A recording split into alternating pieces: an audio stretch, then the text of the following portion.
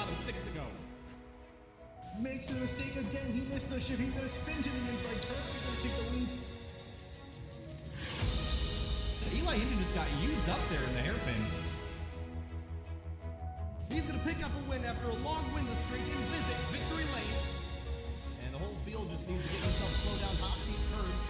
Up and over. There's Zach Cannon with a tad wide. Great restart here for the 2 car, but also for the 48. He crosses him over. Down into turn 1. There goes the tail. Here comes the 20 alongside. The 13 car gets turned. He's going to spin in turn 2.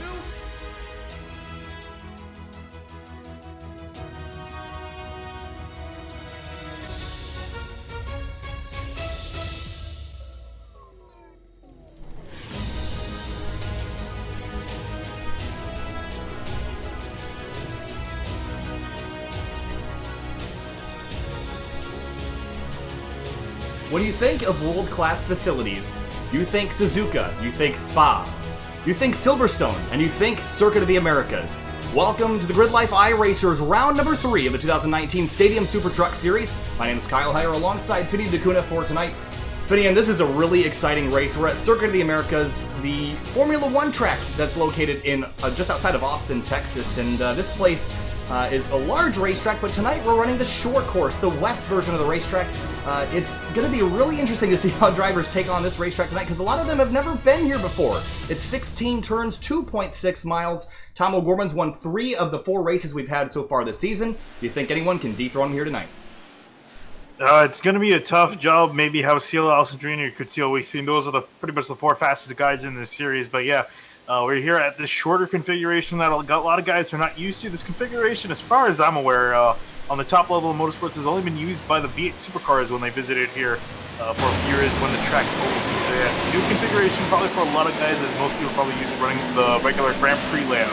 So a little bit new for these guys, but should definitely put on some fantastic racing at this layout. It's just honestly amazing to watch them go around here. Yeah, it's a fantastic racetrack, but we talk about this series, well, there's not a whole lot of rules, and one of my favorite rules tonight is that off-track is fair game. You can't cut corners, Finian, but you can run wide, and we're going to see drivers take advantage of that. Right now, they're qualifying, so they have to stay on course, but once that green flag drops, anything on corner exit is fair game to run out wide, and that's how drivers are going to get a lot of speed. We saw drivers in practice like Tom O'Gorman and Shelby Blackstock, a new entry here this week. They were really exploring the track limits to find out how quick they could go around this racetrack. So you see Ken Hausiel right now. He was, I believe, the second quickest in the opening practice here tonight. About 2 minutes left in the qualifying session. Of course, on the left-hand side of your screen is the ticker, and once they lay down a lap time, you'll see how they're going to line up for the race tonight. Race number 2 is going to be at Mid-Ohio in just a little while, and that race is going to take the finishing order of the first race and invert the grid. So the driver that ended up finishing first will start last for Mid-Ohio. So this is going to be a really fun night. Some racetracks I think we're all excited to go to, and I think it's going to be tough to unseat Tom O'Gorman from the top of the point standings. He's won 3 of the first 4 races of the season, only didn't win race number 2 at Sonoma last week, but he says that this is one of his favorite racetracks, so it's going to be hard to beat him. Ryan Kristoff in the 14, one of the GLTC drivers, running that super cheap auto livery here tonight. And he was also practicing exploring the track limits, as well as Eric Kutil, who currently is the only lap time down of anybody. So he's laid down a 148.490, and he's going to get bumped down the order by Alessandrini and Hausiel. Yeah, we're waiting for everyone to come in, and due to the time limit of only 5 minutes for qualifying, these guys will only be able to get in 1 lap. So you got to make sure that counts. If you make a mistake, if you go off the track and the lap's invalidated, you're going to be starting at the back. So sure a lot of guys are going to try to avoid that. Still waiting for O'Gorman to come in. Actually, I just see him sitting on the pits, so I think he's going to be starting from the back. Yeah, it looks like he's sitting on the pits right now. And right now we'll take a look at Shelby Blackstock, driving number 13 tonight. He is Tom O'Gorman's co-driver in the IMSA Michelin Pilot Challenge Series, and he's out there qualifying tonight. And he said earlier that really before this, iRacing was just for fun. And while we're going to have fun here tonight, he said that this is the highest level that he's competed at, which got a little bit of a chuckle out of Finian and I, but he's going to be really trying hard tonight to stay up with his co-driver in that number 94 machine, and we'll see how he does. Currently qualifying. I don't think he's going to be able to complete this lap, though, Finian. I think he waited a bit too long, and he'll have to start at the back as well. Yeah, he's going to have nowhere near the amount of time he needs to get back to the line, so that's unfortunate. We'll see where he grids up. In fact, only 9 drivers able to get a time in out of it, I believe the 18 or so that we have here. All right, well, qualifying is complete. As we get up for the race, we want to remind you that Auto Assets has sponsored this series for this season, the 4 rounds that we are doing. And, of course, you can find all the information on Auto Assets in the video description. We want to give them a huge thank you coming on board and helping this series exist, because it wouldn't without their help. And you can check out all their products in the link provided in the video description. So field is gridding up, and Shelby and Tom O'Gorman towards the rear of the field. But Ken Seal in that number 23 on pole. He was quick in practice, and with a solid starting spot, he might be able to run away. Again, only 15-minute races. It's not a lot of time. If you make a mistake, it's going to be very, very difficult to recover from that. So, I think this opening corner is going to be really, really interesting. Look at that angle, Finney, and that is a tight corner. These trucks are large, and they're going to be exploring every little bit of that runoff room as well. Yeah, I imagine we're definitely going to see someone collide with someone else. I just feel like there's no way they can get through there, all right?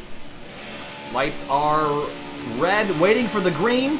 There it is. Green flag flies, racing at COTA, and they're off.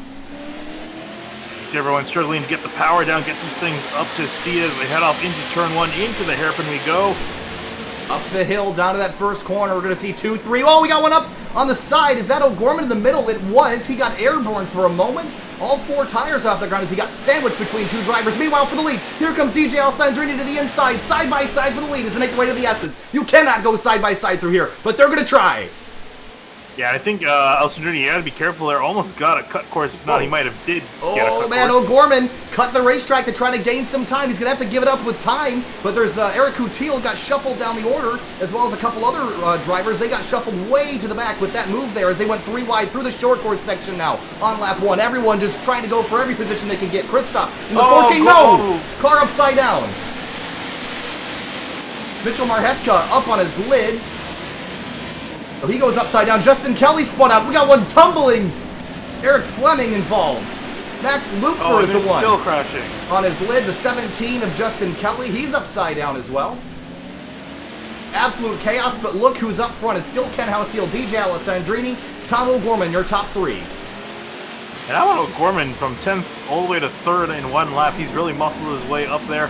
Now I'm curious, what are Alessandrini and Seal going to do? Are they going to try to work together to keep the 94 up there, or are they going to keep going at it? I don't know. Still some pushing and shoving going on in the back. Ryan Kristoff got turned around, and then I believe it was Swenson. Yes, Swenson in the 6th truck. He got all sorts of sideways, but for that top spot, it's Ken Seal, DJ Alessandrini. Tom O'Gorman got up here by cutting the S's. He just straight lined them to cut all the way through, and he did that and did give up the time. So he was able to do that, I guess, legally, but it certainly made for an interesting race in the middle of the pack. Meanwhile, Alessandrini, Seal, side by side. Alessandrini in the yellow truck up to the top of the hill. And there's Alessandrini hard on the brakes. Will he be able to slow down in time? Indeed he does. Seal going to move him out of the way. Pushing, shoving. Ken Seal gets the lead back aggressively from DJ Alessandrini. They head down the hill back to the S's. O'Gorman closing from behind. Yeah, O'Gorman's there, and whoa, he's taking a very... He's straight lining him again. And to the back of Alessandrini he goes. He's going to have to give up that time. But using every little bit of racetrack within the rules. There's nothing against cutting the track. If you give that time back up, that's perfectly legal. Yeah, and I think he's figured out a secret there that you can cut that part of the track and give it up in time without losing much. And here he comes to the inside, Alessandrini into the tight turn. Side by side. And O'Gorman trying to get back by Alessandrini. And sends it up the inside into the arena section. A little bit of contact as he jumps the sausage curb on the inside lane. Now they're just drag racing down to the hairpin. And they're dooring each other while they're doing that as well. Alessandrini going to lead there. O'Gorman with the switch back to the inside. He goes. Oh, contact again. Alessandrini got knocked off that left rear quarter panel. But Alessandrini hangs on, but Ken Seal stretching that lead. 2.2 seconds now. Yeah, and I'm sure Seal wants to get away from these two as fast as he can. Keep the lead while he can. We're already almost 2 laps into this race, and that's a lot of time, almost 4 minutes. Ryan Kristoff and Max Lupfer were just battling for 12th on track. And it looks like Kristoff's really struggling to get that car rotated around. Meanwhile, back for 2nd place, O'Gorman trying to size up Alessandrini, but Ken Seal is just taking this and running with it. One way off in the background. That's Shelby Blackstock in the 13. Yeah. Let's get a quick replay of that. He went way off the racetrack. Again, fair game. Yeah, and also a great job for Shelby Blackstock, up from 16th all the way to 5th, so he's moved up quite a few positions alongside his team, his fellow co-driver, as you see him battling for position with, that is Eric Kutil in the spot. Kutil and Blackstock side by side. Kutil's going to take the spot away. Kutil was actually the one to dethrone O'Gorman last week at Sonoma in race number 2. Is the only other winner this season, but Meyer back in 5th at the moment. Steve Focacci, new entry this week. He's sitting in 4th. A great start for him in that 0-0. Yeah, and he's also picked up on straight lining that first turn in the S's. Alessandrini also did that as well. So more and more drivers figuring out the secret. Alessandrini got sent way wide. O'Gorman takes second place away. Was there some contact? Oh, yes, there actually wasn't. No. Alessandrini just slow off the exit of the corner. Not quite sure what led to that. Oh, he just... Oh, I think he had a slowdown. Yep. And he just stopped right in the middle of the track, and O'Gorman tried to miss him, but there was some contact. We'll see if Alessandrini can chase that 94 back down. Meanwhile, for 10th place, Andrew Abbott and Eric Fleming, they're fighting for a spot. A 10th between them at the last timing and scoring loop. Max Lupfer and Ryan Kristoff just behind that fight. Back up to 2nd place. O'Gorman has closed that gap on Ken Hauseal. And Kent is running away. Look at him running wide in turn 19. Looks like IndyCar out there. Yeah, and O'Gorman, not like IndyCar, is just going to go straight through the grass, and he's going to try to make up as much time as possible on that 23. All right, across the line, what are the lap times looking like for Ken Hauseal versus Tom O'Gorman? Across the line, Ken runs a 1:48, 1:50. O'Gorman ran a 1:46, 6:01, almost 2 seconds quicker. That 94's coming. I'm curious now, will Hauseal also try to straight line the X's? I think that's where O'Gorman's making up a huge amount of time. I wonder if he's going to do it again. He's done it the first couple laps. I don't see why he won't. He's out way wide. Here he goes again. Straight through the dirt. Yeah, just look how much time he's made up on Hauseal. He's got to give a little bit of that up, but definitely making huge gains. I mean, I guess one of the things about being a race car driver is you got to get creative, and that's what O'Gorman has done. As we're going to quickly jump back to battle for 11th, it's Eric Fleming and Max Lupfer fighting. This is in the this is down, heading towards the S's, side by side for these guys, and it looks like Lupfer's going to take the spot away. Yeah, and Fleming's still struggling to get that truck under control. I think his rear tires are all extremely hot. He's struggling to get the grip on those tires. Luke McGrew, Andrew Abbott fighting for 9th place. Ooh, some contact there. Abbott pushing and shoving that number 4 truck. On the brakes again. Keeping an eye on that lead. 9-10 separate them at the moment. We quickly jump back to the fight for 14th place. It's Mitchell Marhefka. He was on his lid on the opening lap.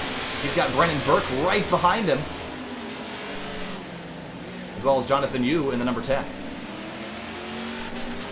Yeah, these guys forming up on each other after it was a very entertaining start to this race. I think we saw 3 different trucks go on the roof. Yeah, we'll go back and watch replays of that through the end of the first race. Meanwhile, for the top spot, 6/10 separate the leaders now. But look at the run O'Gorman got onto the front straightaway. Here he comes for the lead. Yeah, massive run. Here he comes. Hauseal's trying to block him. Does a little bit of a block heading off into turn 1. Here comes O'Gorman. He's going to send it up the inside. Up the inside goes O'Gorman. Oh, crossover. No. Blocked by the 94. Ken Hauseal leans on the bumper. That might be all she wrote. It's going to be really tough to catch that 94 back. Yep, and here comes O'Gorman. Going to straight line not the chicane, the S's. Hauseal going to take his normal line through.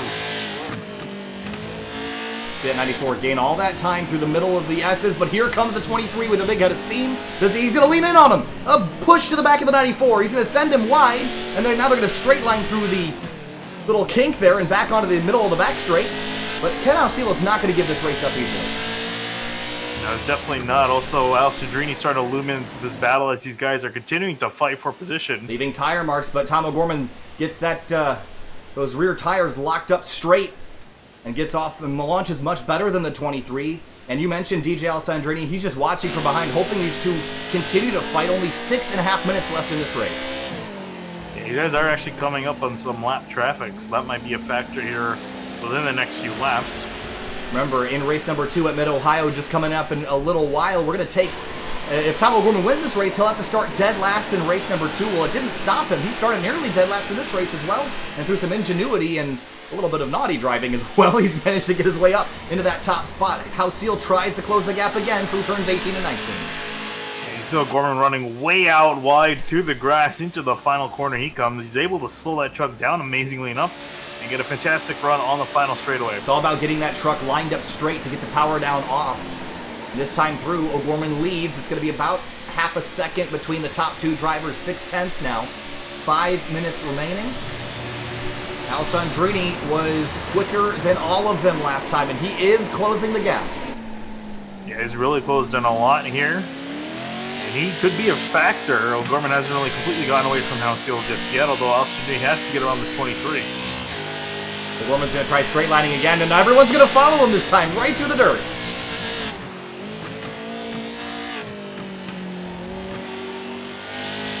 Where's Eric Kutil? Well, he's 6.5 seconds back from this fight in 4th. Shelby Blackstock in 6th. O'Gorman's around. Contact with the 23. Here comes the 1 to the lead. Oh, but he cut the corner. He's going to have to give up some time in the exit, I think. Will he, though? Oh, no, he's going to continue on. He's going to continue. He'll take the spot away. And O'Gorman gets back to 2nd. He's going to go for the lead again down in the hairpin.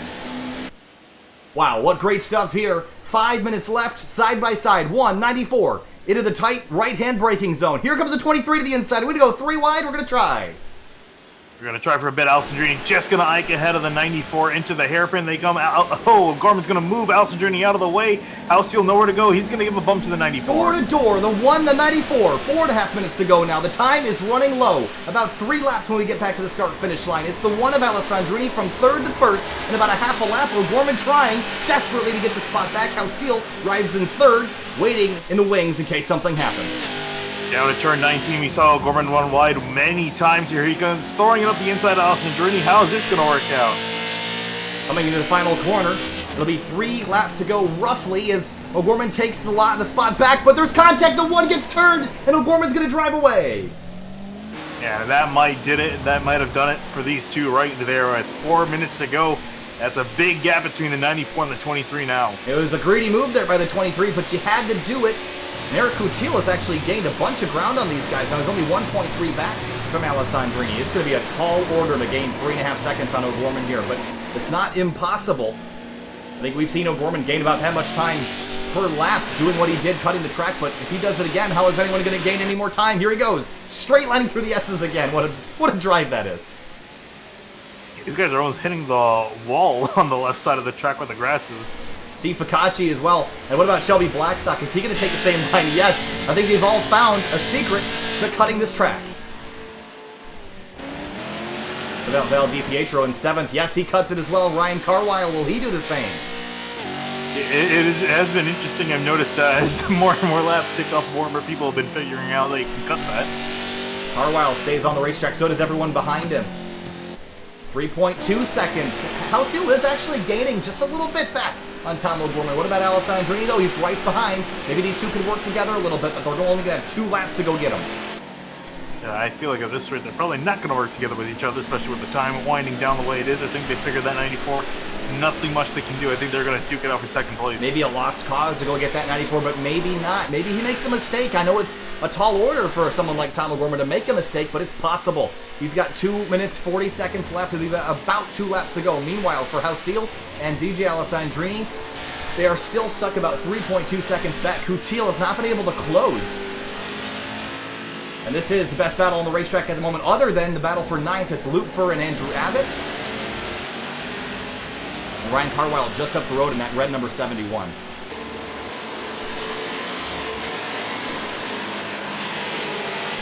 Looking at their lap times on the last lap, Housfield almost matched O'Gorman's lap with a slow right few hundred of a second, and Alessandrini a little bit slower than both of them. Yeah, so 148.1 for Tom O'Gorman, a 148.177 for Ken Housfield. This time through, right on board the 23 as he cuts the S's.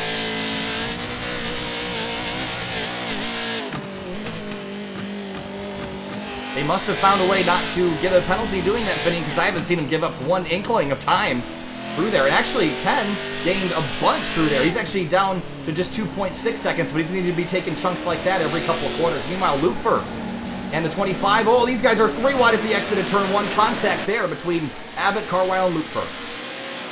And still side by side between Carwile and Lupfer as they're going side by side through the S's. How is this going to work?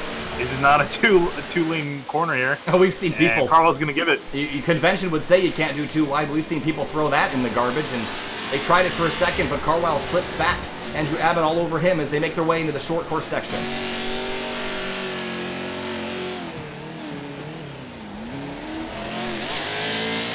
Back on the throttle now for the top spot. It's still 3 seconds between O'Gorman and Houseel. 53 seconds left. They'll have one more lap. Is there anything Houseel can do to get back to that 94, or is it a lost cause? I think it's going to be a tall order to do here. A great lead from O'Gorman. I definitely think Houseel is catching him, but at this rate, I don't think it's going to be enough. He might have needed one more lap. One more lap. White flag in the air for Tom O'Gorman, a 148.103. What is it for Houseel? A 147.9. Going to have to do better than that. Yeah, they're catching Justin Kelly, who we saw on his lid earlier in this race. He's about to go a lap down. Through turn 1. O'Gorman with a 3.1 second lead. Houseel sits in second. Alessandrini third. Kutil is closed up on the back of that one car. And Steve Ficacci is ways back. So the battle now is for third place as Kutil tries to chase down that one of Alessandrini. Yeah, Kutil almost hit Alessandrini in turn 1, almost turning him around. So definitely he's been trying to get that top 3 spot. Bouncing over the curbs through the S's section. No gain for Houseel this time through. At least not significant enough to get him a chance at the lead. Meanwhile, Abbott and Carwile, they're drag racing up to the turn 1 corner. Hard on the brakes, do they make contact here? The 25 slips under braking. And the 25 is not going to be able to get a good enough launch, so Carwile will take the lead back. Meanwhile, for the top spot, O'Gorman, 2.4 seconds over Houseel. He's going to get by Justin Kelly to put him... Actually, is that Jeremy Swenson? No, it is Justin Kelly in the 17. He puts him a lap down. Houseel, 2.7 back. Not going to be close enough to get there unless that 94 makes a mistake. Yeah, I think it's a little bit too great here as they come through the carousel for the final time. Drivers like Tom O'Gorman, they're not just good because they're skilled, they're good because they can think about taking things differently, taking corners differently than everybody else. And he figured out a way to straight line that corner and game the system enough to not get penalized. Sometimes it's not the fastest driver that'll necessarily win, it's the smartest. This time through, Tom O'Gorman is the smartest. He'll round turn number 19 and 20 and come to the checkered flag. He wins the first race of the night here at Circuit of the Americas. Yep, Dan Houseel is going to come home in second. Alessandrini in third. No, Kutil in third. Kutil manages. Just gets it off the final corner. Pete Ficacci will come home, looks like in 5th place. Meanwhile, up the road, Margie Bargy here. Kutil slides across the line. Blackstock is going to come home in his first Grid Life iRacers race. He's going to come home P6. A solid effort by that 13. More battling, though. It's Carwile, Abbott, and McGrew. This is a battle for position 8th place. Through the last 2 corners. They're all chasing Lupfer in 7th. Actually, that will be 8th place there. As they come across the line, Carwile, Abbott, McGrew in that order as they come to the checkered flag. Yep, and they're going to finish in that order, but you should definitely, I think what we need to take a look is what happened with Kutil and Alessandrini in the final 2 corners. Yeah, let's go back and take a look at that. Just a moment to go grab the final corner of action here. So, oh yes, there was some argy-bargy, as John Heinhoff would say, looking from above. Kutil runs out way wide. DJ Alessandrini was up the road, and Eric just throws it up the inside. Door slams the one, and he made the pass stick. So a great work for Kutil there to try to keep that championship lead close, but O'Gorman continues to run away. We're going to go back briefly to also check out the first lap of the race. We need to get a look at that before we go anywhere else. There was lots of drama. So here is a look at the start of the race. And let's take a look from the sky here, Finian, and let's just watch from Tom O'Gorman's point of view, because he had the most exciting first lap of anybody I've seen in a long time. Let's just ride on board.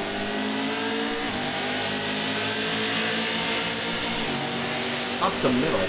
It was 4 wide up the middle. Look at that pass. And then he got bounced off the 17 of Justin Kelly and the 14 of Ryan Kristoff there, and he bounced up in the air. Then this is where he gets creative. There's Steve Ficacci on the inside, makes contact. Then all of a sudden, he's committed to this straight line. This is where he learns you can cut this right through the grass. And he goes all the way up to 4th place contact with the, I believe that was the 80, no, that was Lupfer in the 11 machine.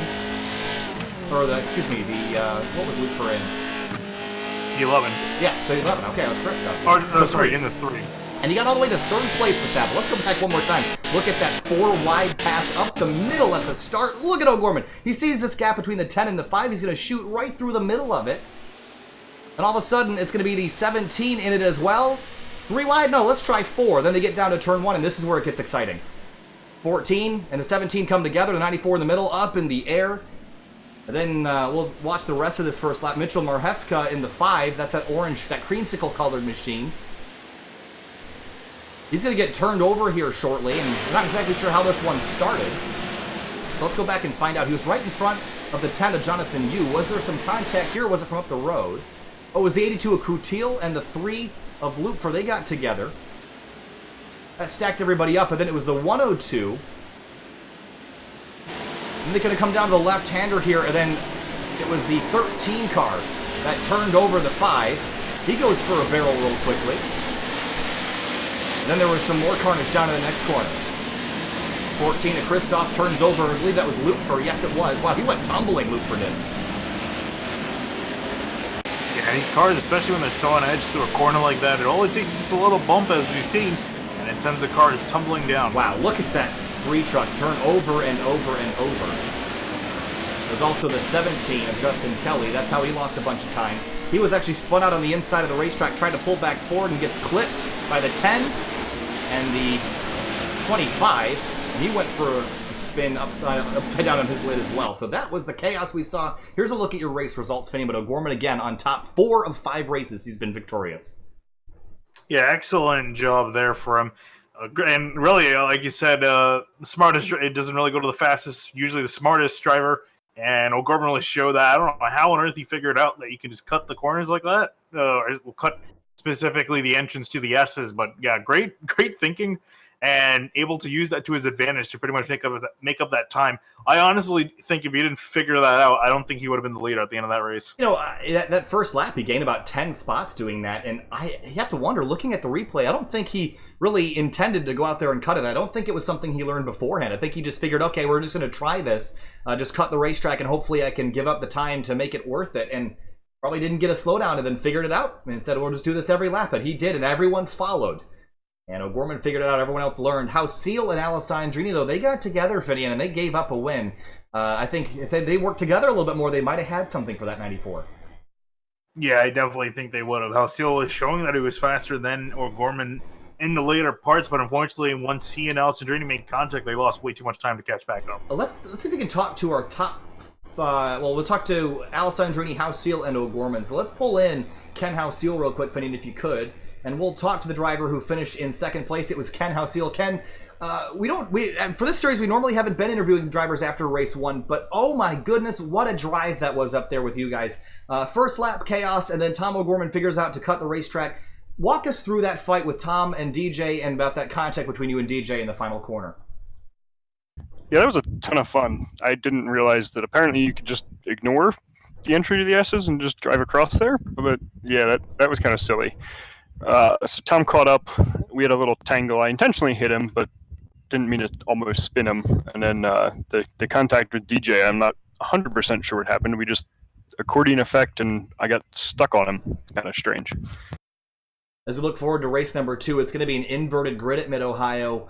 Not as many passing opportunities there necessarily as Circuit of the Americas, and got to be a bit more creative to find time there. So how do you think you're going to do in race number 2, and what are you willing to do? Are you willing to cut the racetrack like Tom O'Gorman and explore those off-road areas? Apparently we need to, so I guess I'm willing. And then I'm fully expecting Tom to give me a little bump and run if he can. So the start of the race should be really interesting. All right, well, Ken How Seal, second place in race 1. We'll see you towards the back of the grid for the start of race 2. Thanks, Ken. Thanks, guys.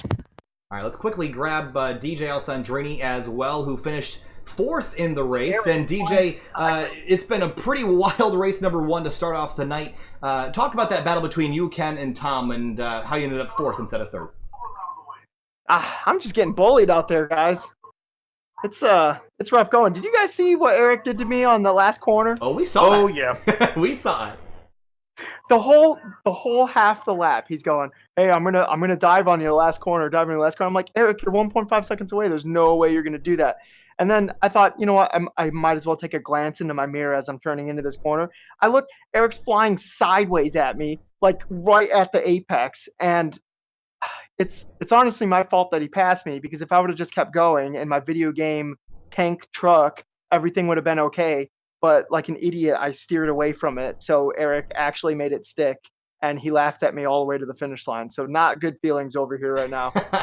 Well, race number 2, we're going to invert the entire grid, and you're actually going to be in front of Eric, Ken, and Tom. How are you going to keep those guys behind you and pass the rest of the field at a track that's probably more difficult to pass than COTA was in race 1?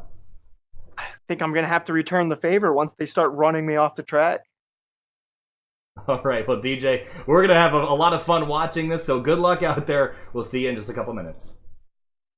See you guys. All right, we'll talk to Tom O'Gorman as well very briefly. Tom, crazy race out there. 4 wide on the starting straight, and then you got kind of sandwiched in the first corner, and then you got knocked out wide at the exit of turn number 2. And then how did you figure out you could cut that racetrack, and talk us through the rest of the race there? Well, yeah, I learned my lesson last week at Sonoma. It's important to explore the limits in these trucks of what you can and can't get away with on and off track. I got my butt handed to me a little bit, so I'm not exactly proud of finding the little that I did, but I did, and figured without getting a clean lap in qualifying and starting in the middle of the pack, I got to get every advantage I can. So the field slowly picked up on it as we went, but was able to hang on. I guess so. So for race number 2 at Mid-Ohio, you're going to start at the back of the grid. There'll be a lot of trucks to pass. How do you do it now with a racetrack that might not have the ability to cut it like it did here at COTA? I don't know. I just kind of stay off of people, I guess, because usually there's kind of 4 or 5 of us that have the pace to really race each other up at the front. So if I can get through everybody else throughout the entire length of the race and still finish in the top 5, I'll be satisfied with that. All right, well, we'll let you get to practice at Mid-Ohio. Thanks, Tom. We'll see you later. Thank you. All right, Finian. Wow, that was an interesting first race, to say the least. I think we saw some exploits being used, but if it's equal for everybody, it's fair game. What do you think is going to happen in race 2?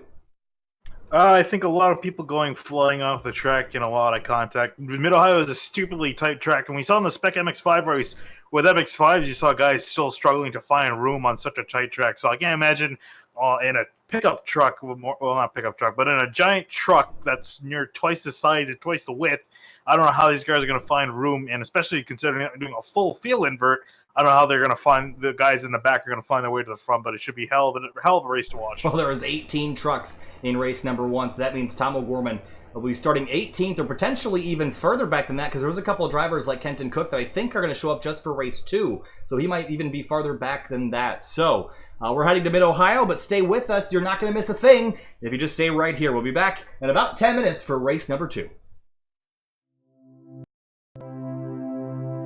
To most, driving is just a mundane task between point A and point B. Nothing more. It's the frustration of traffic at 8 a.m. The feeling of sickness on a long ride. The car?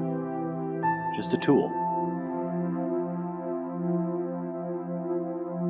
It's supposed to be practical, reliable, and fast.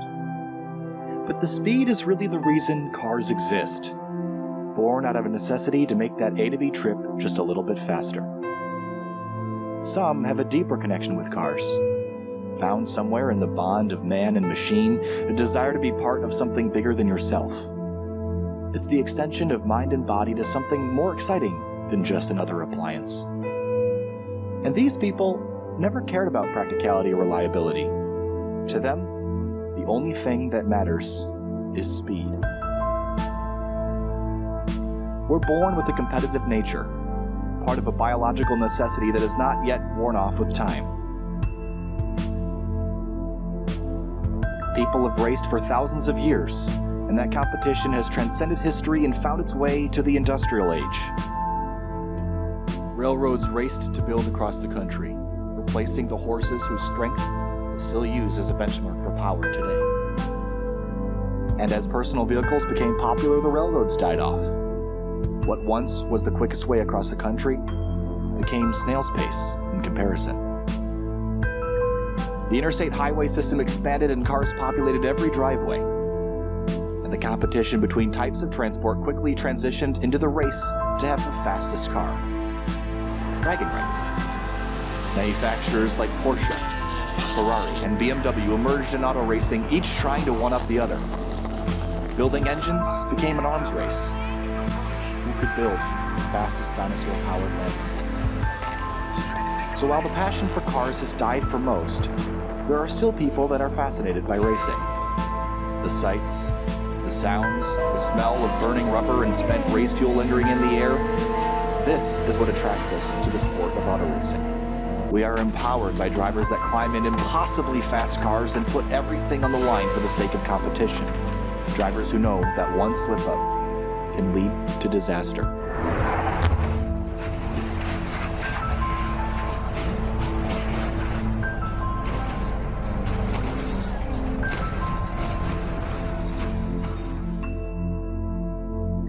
And for the longest time, wishing to be a race car driver was just a childhood dream. All we could ever be was a spectator. Opportunities? Limited and expensive. Reserved only for the who's who of the racing world.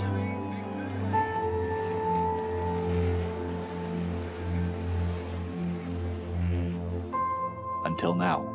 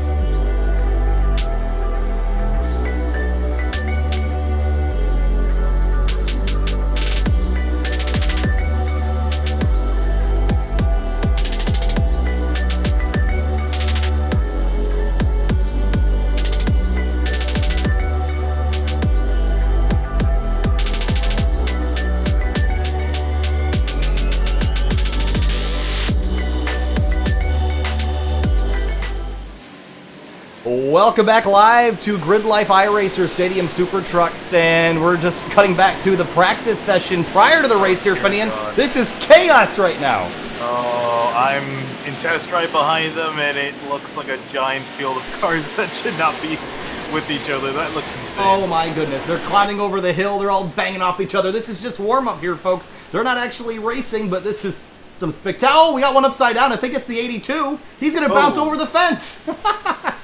Kutil goes for a ride. What a lap that was. So while we're looking at this, we'll remind you that this is the second race of the night. There's Kutil going bouncing up, and oh, we hit the flag stand there. That can't be good.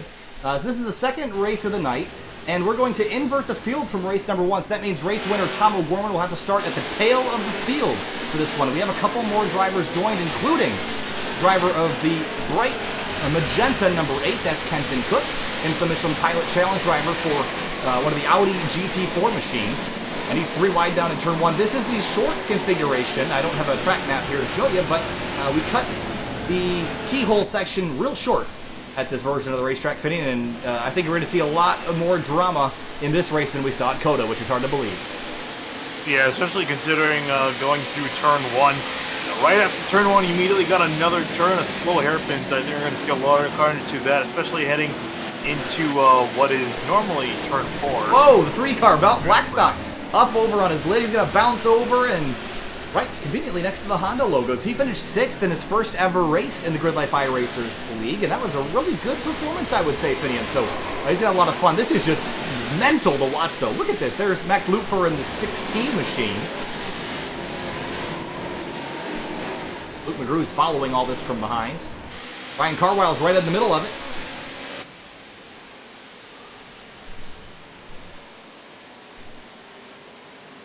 This is what warm-up looks like. The race is going to be 10 times as crazy.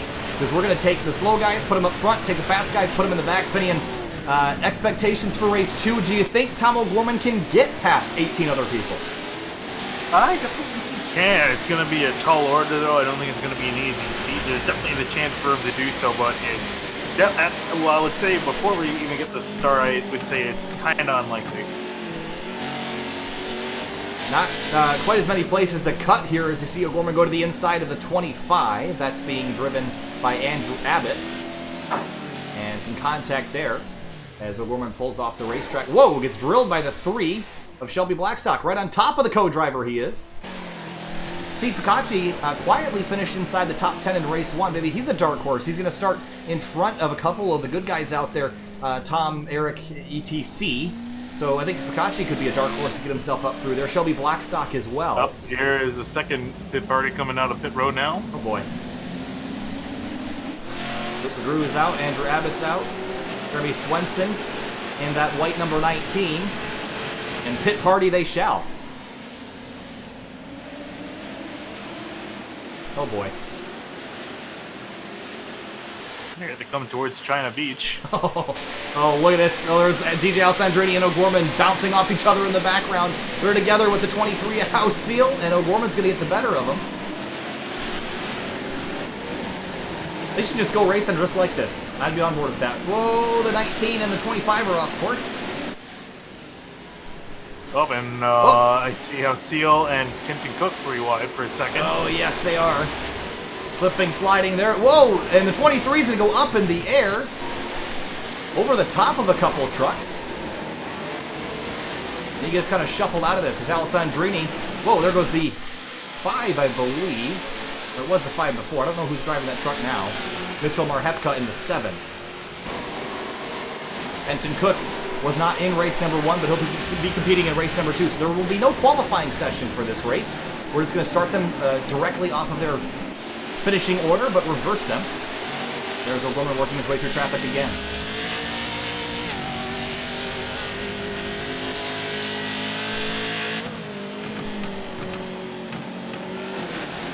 Oh man, there's just so many trucks out there, and this racetrack is so much more narrow than COTA was. And Kenton Cook, that's the 102 of Val DiPietro that get together, and now Sandrini's going to split up the middle 3 wide. Of course, if you're just joining us, my name's Kyle Heyer alongside Finian Acuna. This is Grid Life iRacers Stadium Super Trucks from Mid-Ohio. It's the second race of round number 3. Kenton Cook drills DJ Alessandrini. O'Gorman's up on 2 wheels through China Beach. Yeah, this is going to be interesting. Oh, boy. If for anyone that goes off the track in turn 4, when they come back to turn 5, trying to rejoin, that's going to leave quite a bit of carnage, I think, in the race. You think? I know. I think a little bit. All right, so again, it's 15 minutes. May the best driver win, but O'Gorman's won 4 of 5 races. I think this is the one where he's going to really, I don't want to say dethrone, because Eric Kutil did that last week at Sonoma, but I don't really see how he's going to get through 18 drivers in 15 minutes at a track like this. He might be able to do it, but it's going to take some creativity for sure. Yeah, unfortunately, I don't think he can be as creative as he was in the first race of the night. I mean, we didn't think you could do what you did at COTA either until the race started. Actually, I think I might have found a potential creative spot through the final corner. I've seen Ausil and I've seen Ficacci kind of cut the corner a bit. I don't know how much that's worth time-wise, but I've seen them attempt it, so we might have to watch there for a potential time spot. We're going to find out here in just a moment. Warm-up complete. And so in just a minute, we're going to grid these trucks up, get ready to go racing for 15 minutes. Race 2 of round 3. We want to give Auto Assets a huge thank you for coming on board to sponsor this series and all the Grid Life iRacers content. Auto Assets is a car dealership that focuses mostly on European imports. So if you're interested in looking at what they have, we have their website linked in the description. So thank you to Auto Assets and all their personnel for coming on board and helping us out. So, well, this is going to get really exciting. The starting order is on the left-hand side of your screen. We'll show that to you briefly because everyone's going to grid up. We're just waiting. So Shelby Blackstock starting 11th. He's probably the highest driver up that really has the potential to win this race. Steve Ficacci's going to be right alongside him. DJ Alessandrini, Kutil in the row behind. 15 minutes on the board. We're just waiting for 3 more trucks to get on the grid. For Grid Life iRacers, Race 2, Round 3 here from Mid-Ohio. You're watching Sim TV. Tom O'Gorman all the way back in 16th. He's literally in the carousel back at the exit of the final corner. He's got a long way to go. From 16th up to the lead, it's going to take him some time. Eric Fleming going to miss the grid. He was going to start second, but he will not be here for the grid. Lights are out. Green flag flies, racing in Mid-Ohio. Yeah, and a fantastic start from everyone up to the front, trying to sort it out before turns 1 and 2. This is where it's going to get interesting. Wait for the pile-up. Down into turn 1, everyone trying to find room to run. Tom O'Gorman gets shuffled to the outside. He's in the grass. Everyone's too wide as they make their way to turns 2 and 3. Yeah, Marhefko was trying to take the lead away from you. You moved him out of the way, and here comes the 6 now. Oh my goodness, they're 2 and 3 wide. The 1 car got shuffled in the middle. There's the 23 of Ken Ausil. He's trying to go 3 wide with Eric Kutil. Brennan Burke gets up to the top spot. 3 wide on the back straightaway. Ausil in the middle. Ficacci on the outside as they make their way to China Beach. And O'Gorman shuffling his way to the inside as well. Jonathan Yuga moved out of the lead by the 6, and he's going to fall all the way down the order. Cars off the racetrack. Tom O'Gorman trying to find a way through. They're 3 wide in front of him. 4 wide now. They're 4 wide. Everyone's shuffling. Kenton Cook. Oh my goodness. I don't even know where to look right now. Yeah, I don't know where to look either. Riding on board with O'Gorman.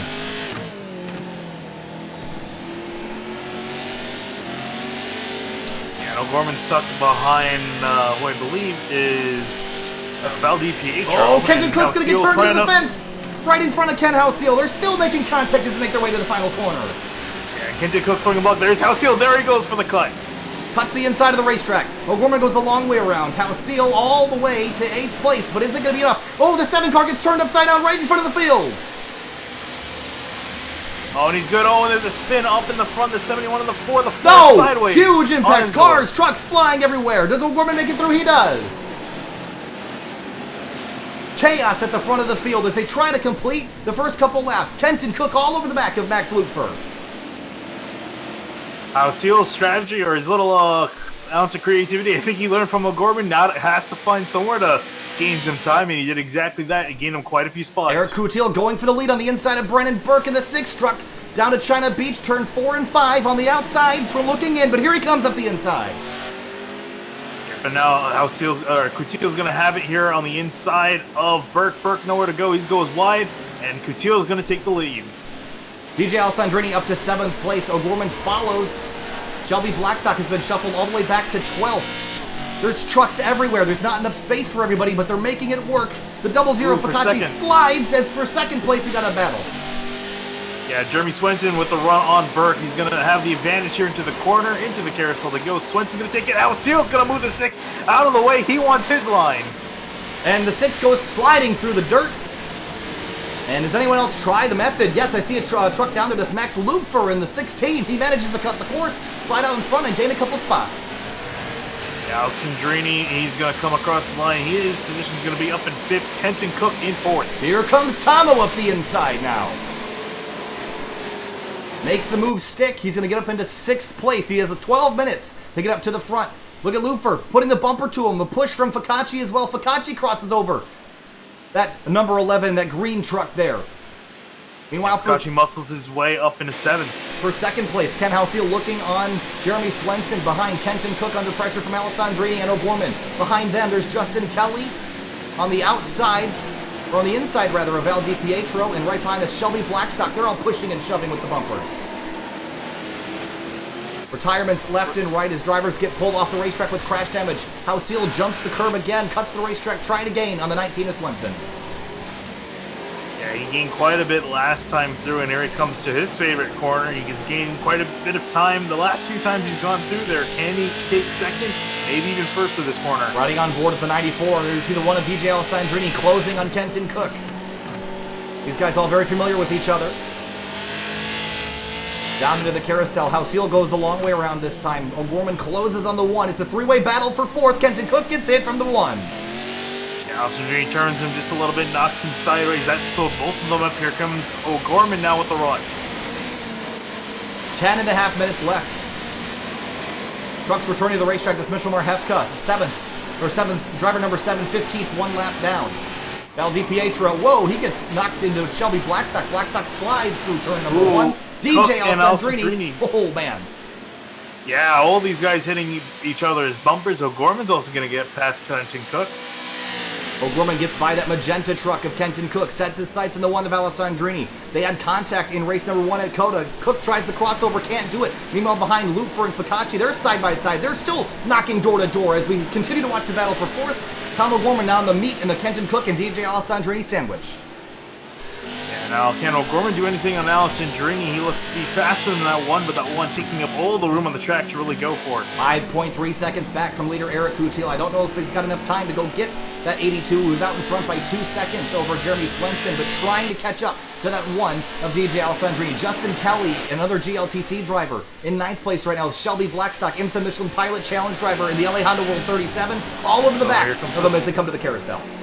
And here comes Halsey. He cut the carousel, and he's going to slide in front of Jeremy Swenson. Wow, that was excellently done there. He's gained some more track position. Does anybody else learn that method? It doesn't seem to, okay, it did invalidate that lap, so there is a slowdown associated with that.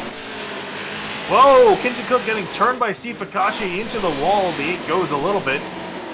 Cook has slid backwards. He was fighting O'Gorman and Alessandrini. They're continuing to battle for 4th. Here comes Tabo up the inside.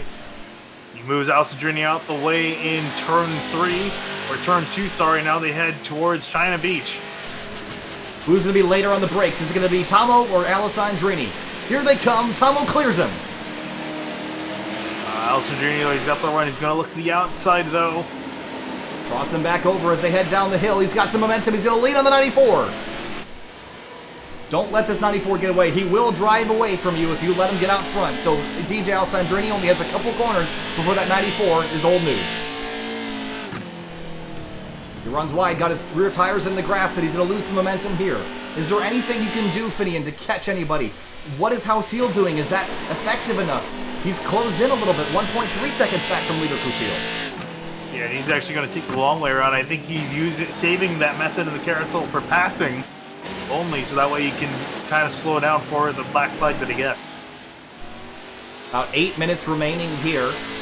O'Gorman has actually closed a little bit on the lead overall, 5 seconds. Meanwhile, Swenson and Halsey battle for second. Swenson's going to get it back, but is this a distraction? Are they going to let that 82 slip away? He's the only other driver to win this season. Will he win again at Mid-Ohio? Oh, Halsey gives a bump to the 19 to move out of the way, but Swenson's going to defend the spot from the 23 Halsey. Down the back straightaway now. I hate to see it, Finian, but look at the 94 closing. He's 4.7 back. He's closing at a rate that will be quick enough to catch that leader. For second place, Swenson tries to hold off that 23 of Ken Halseal, that bright red, white, and blue American truck. But it's going to be hard to do. Yeah, it's definitely going to be hard to do, especially because, oh, there he goes for a cut right there. And does he go for another one? He's trying to find some way around Swenson. I think he knows that he needs to get around the 19 so he can catch Kutil. Although both of them feel like they've been making some headway on that 82. Yeah, I think they make a little bit more headway with Halseal out front. They're only 1.6 back now. They are closing a little bit, but so is that 94 from fourth. He started almost dead last, all the way in 16th of 19 starters, but he has managed to pass everybody all the way back up to fourth place. Halseal leans on the Swenson machine through the final corner. I think I'd slow them up just a bit. Across the line they come. Kutil with a 121 flat compared to Swenson's 120.9. Alessandrini cut the course in the final corner, gained some ground on O'Gorman. But yes, it's only 1.4 now between Kutil and Swenson, first and second. But O'Gorman's cut that gap from over 6 seconds down to 4.1. He is coming. Does he have enough time? The rate he's going, I'm actually curious if he'll try Halseal's method of cutting that final corner to make these passes easier, because there's no way that these top three are going to make it easy for O'Gorman to get by. Maybe not. Meanwhile, Swenson and Halseal still bumper to bumper as they head down the hill. Halseal's been leaning on that 19. They've been kind of stagnating about 1.6 back from the 82. Look at Halseal cut that course again.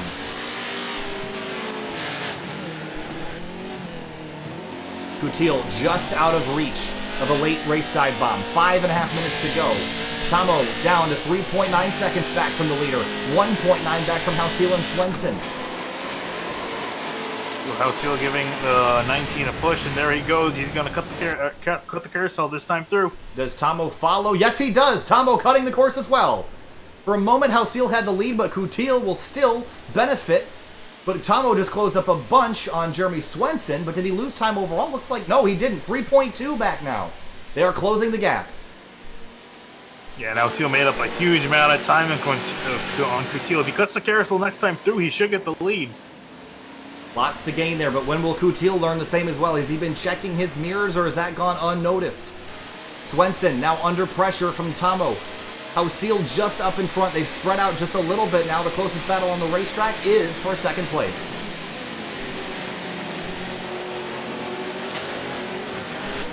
Yeah, and now a train kind of forming with all four of them kind of equally spaced out. Kutil has led most of the laps here tonight. He started back in 14th position. He made his way all the way to first with all the chaos around him. Found some holes in the traffic, got to the lead. He's been there ever since, but he's being tracked down by Halseal, Swenson, and Tomo. In fact, none of our top 7 drivers started inside the top 10, so that just kind of shows you how all the faster guys somehow found their way to the front in a different order than we'd expect. Here comes Halseal, now he's going to cut the carousel. Halseal again, taking the short way around. Does Tomo do the same? He does. Is it really gaining them that much, though, Finian? I think it is. Oh, For it the definitely lead. is. Side by side for a moment off in the dirt, Kutil and Halseal. Look at Tomo drag racing. The 19 of Swenson in the background as they come down to what should be 4 laps to go. Kutil, Halseal, 0.3 of a second between them. Halseal closing on that 82. Yeah, he closed up right up. If he can stay right with it, right behind the 82, he should be able to cut again. Oh, but he's had to slow down. I think he cut turn 1, went over that curving, and now here he comes into Swenson's clutches. All that he gained is lost in one simple straightaway. Tomo back on the 19's bumper again. How long will it take Tomo to get by these 2 trucks and have an opportunity to get back to Eric Kutil? To keep Eric, only 1 winner so far. He's won at Sonoma last week in race 2, but every other race has belonged to the 94.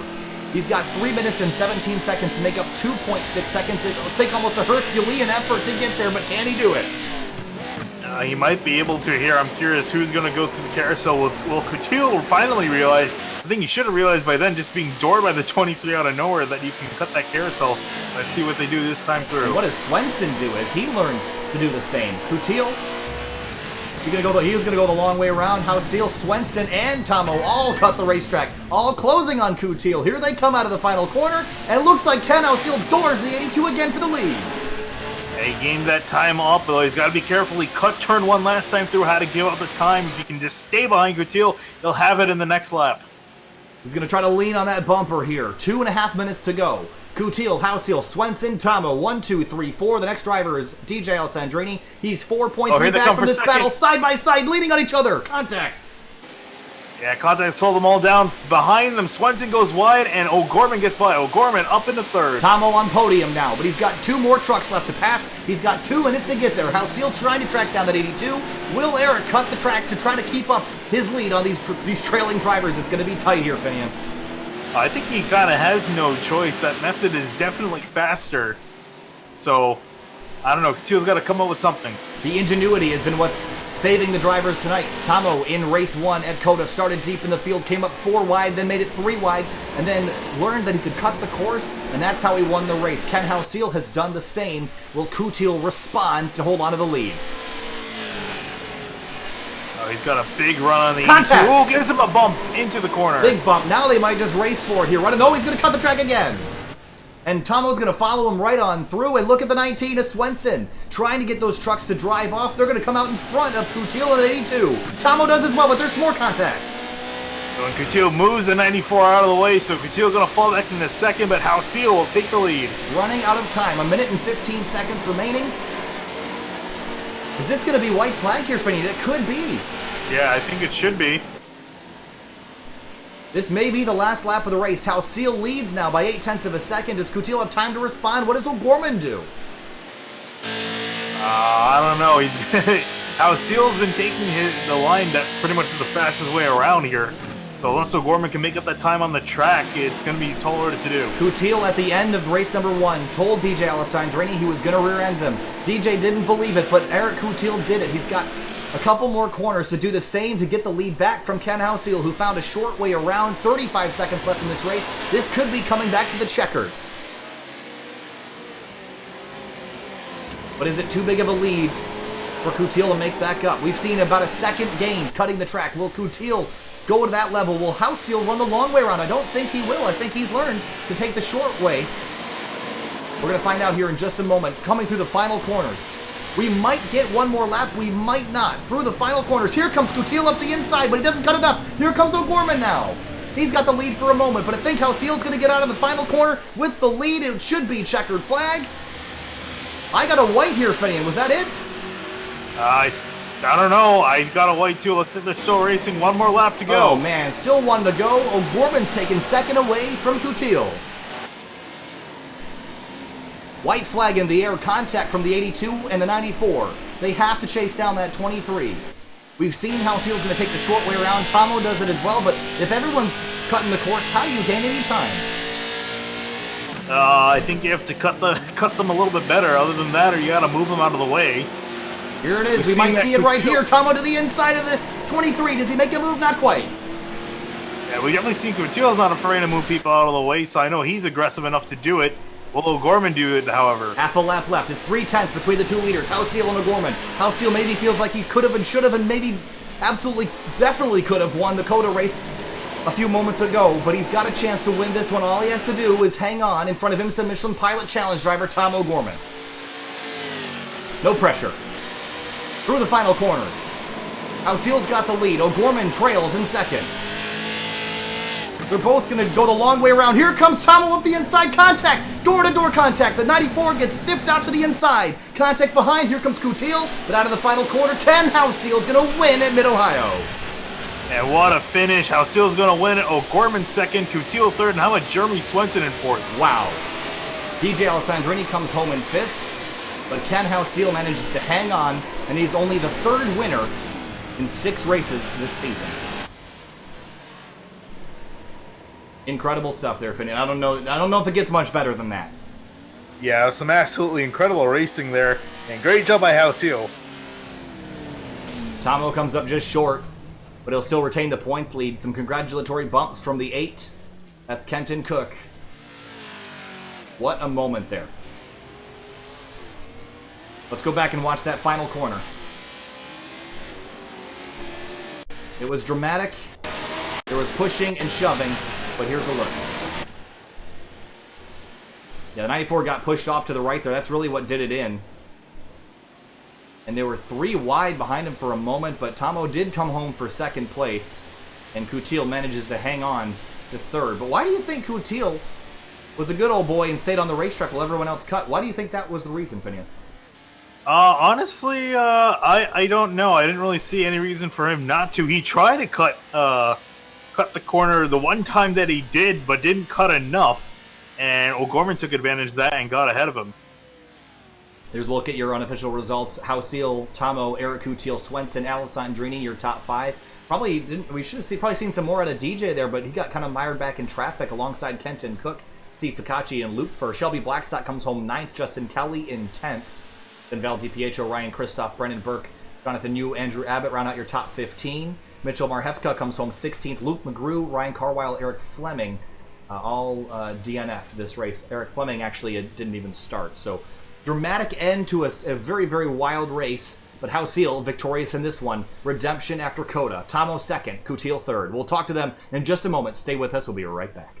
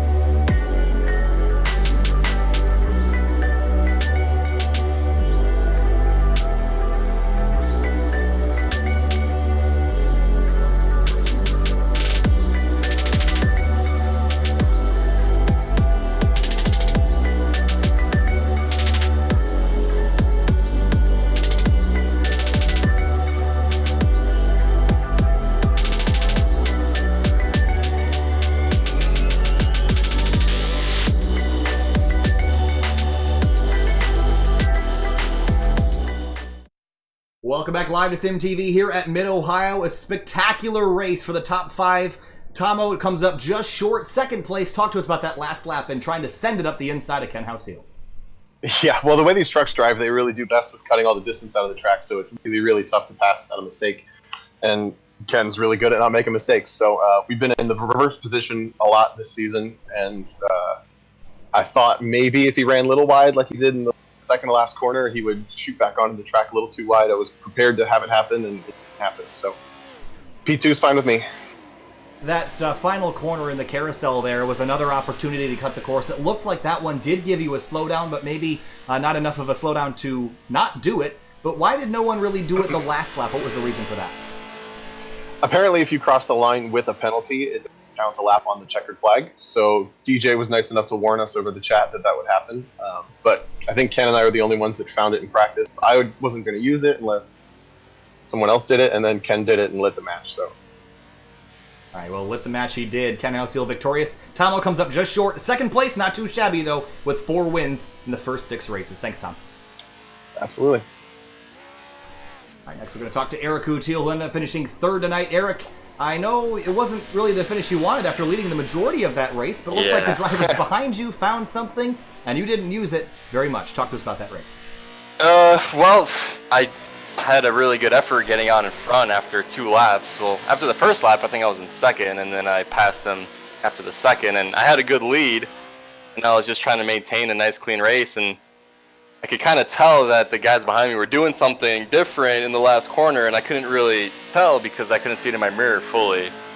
And so I was trying to figure out what they were doing, and I didn't really want to mess up my race trying to try something. And eventually they made their way around me, and I was a little frustrated that I lost the race because they found out this nice trick. But those are the rules. Like, we had it open. You can do whatever you want. Just don't get a black flag and get disqualified. But everything else is open, so I'm assuming they got the black flag and bled it off on the front straight, and it worked for them. It was the fast way around, and they won because of strategy, so I'll give it to them. All right, well, Eric Kutil, a podium this time. Not quite a victory, Thanks. but victory after Sonoma. How's that points battle, though? Do you think you have any ground to at least make up any more spots in the points? Well, I'm second, I believe, behind Tom, so unless Tom, I don't know, doesn't finish the next race or has poor performances, then I might have a chance. But as of right now, he's just running away with it. What is that, 5 wins that he has now? I believe 4? 4 out of 6 races. Oh, Ken won that one, yeah. So Ken's catching up to me, so I gotta kind of maybe defend second, I think. All right, well, a wild race here at Mid-Ohio. Third for Eric Kutil. Eric, thanks for talking. Thank you, appreciate it. All right, we're going to move on now to Ken Hausiel, victorious in this one. Ken, that was a wild one, and Tom said that he learned about that cut course in practice. He said he wasn't going to use it. He said you lit the match. Walk us through it. Yeah, so I'll actually blame Eric for that. I was following him around in practice, and he did it and made, I don't know, a few tenths on me. It wasn't huge, but I'm like, I'll try it and see if I can optimize it, use it in the race to pass people, and it worked out. And I guess I have that to thank for winning me the race. So, walking through the races tonight, does COTA feel like a little bit of a missed opportunity there, or are you just happy that you got yourself a victory right in front of Tom in those last couple of corners? The first race, I don't want to say it was a missed opportunity. I mean, I think we all had about the same pace. I made a couple of bonehead maneuvers there, and then kind of hurt DJ and I. We were having a good three-way battle with Tom. But the second race, I mean, we all got through pretty clean from the back, so that was pretty impressive. And we were running and trying to catch Eric. He really did a great job on the first lap, and it just sort of worked out for us. And the incident at the end with Tom, that was pretty amusing. All of a sudden, I have a wheel dangling in front of my windshield. Thinking about that last lap, you saw Tomo in the mirror. Do you drive any differently with someone like that in your mirror versus anybody else? And how would you react if you had given the opportunity? To be honest, I know Tom would more than likely be willing to race really clean. So I'm not going to do anything too crazy around him. So that race fair and clean if we can. And it turned out to not be super clean, but at the same time, we both ended up finishing okay. So it wasn't too bad, and it certainly wasn't Tom's fault. All right, well, a race victory for Ken Hausiel tonight. First of the season, the only other driver other than Eric Kutil to dethrone Tomo. Ken, congratulations. Thanks for talking. We'll see you next week. Thank you, guys. Take it easy. Absolutely. All right, Finian, debrief with me on that one. That was pretty crazy. Yeah, that was a really crazy race. A really fun race to watch for the lead. Some great battle. Also, great job by Jeremy Swenson. Unfortunately, we wanted to talk to him, couldn't get a hold of him. Had a great finish in fourth and was also very competitive too. He actually looked like he might have had a shot for the win there towards the end. But yeah, fantastic race that these guys put on yet again. Pretty wild race all around. Tomo comes from 16th to 2nd, Kutil from 14th to 3rd. I didn't even see where Hausiel started, but it was pretty far back there. So congratulations to those guys. Even given the biggest odds against their finishing well, they're still going to manage to get themselves to the top of the ticker at the end of the race. DJ Alessandrini finishes 5th, Kenton Cook 6th, Luke for 8th, Shelby Blackstock 6th and a 9th. Not a bad effort for the first time he's ever raced these trucks on this type of racetrack, and hopefully we'll see him back in the future. So, Finney, any final thoughts here? Honestly, not much. Really crazy race. Both were pretty crazy races. Saw a lot of guys taking advantage of the track. I'm not sure what the last two rounds are going to be. I'd have to look at the list, but I'm curious if we might see this progress into the next final two races. Well, Tomo said that Ken Hausiel lit a match, and it has started a flame of course cutting that is unlikely to burn out in the next round, round 4. It's going to be an exciting one to watch. Do not miss it. You'll see it soon on Sim TV. Thanks for watching. We'll see you later. Have a great night.